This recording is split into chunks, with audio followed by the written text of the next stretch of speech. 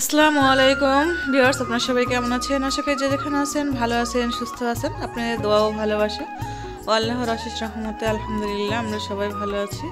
চলে এলাম আমার সবজি বাগানে। তো এই যে টমেটো গাছে অনেক ফুল এসছে, টমেটো ধরছে, মানে অনেক বেশি না, অল্প অল্প।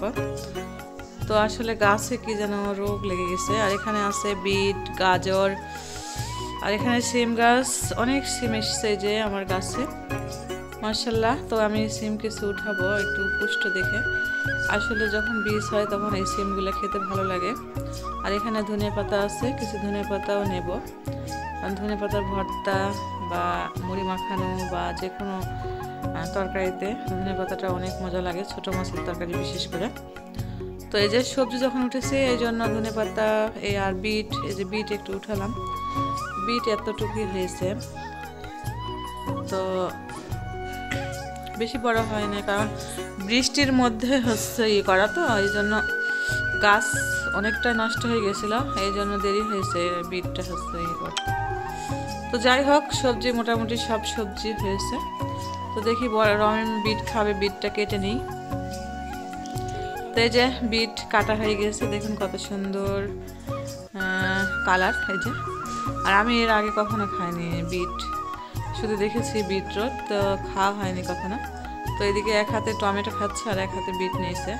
আর এদিকে সিম, আলু দিয়ে বেগুন, এই যে অনেক সুন্দর একটা সবজি হচ্ছে, ট্যাংরা মাছ দিয়ে, তাও আবার টমেটো দিয়েছে এর মধ্যে। অসাধারণ সবজি, শীতকালে তো সবজি খেতে তো অনেক ভালো লাগে আমার কাছে, তো কারো কারো হয়তো বা ভালো লাগে না, জানি না।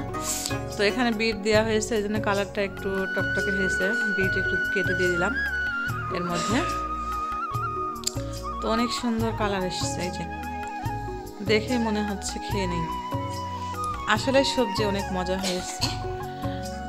তো এই, আর তার সঙ্গে হবে চান্দা মাছ মচমচে করে ভাজা। এই যে, তো এইভাবে চান্দা মাছ ভাজি করলে অনেক মজা লাগে। তো কাটার জন্য অনেকে খেতে পারে না, কিন্তু এভাবে ভাজলে খাওয়া যায়, মাছ ভালো লাগে বা হয়, কাটাও বাঁধে না, কাটাগুলো সব হয়ে যায়, মচমচে হয়ে যায়। তো এই জন্য, তো এই যে আমার তরকারি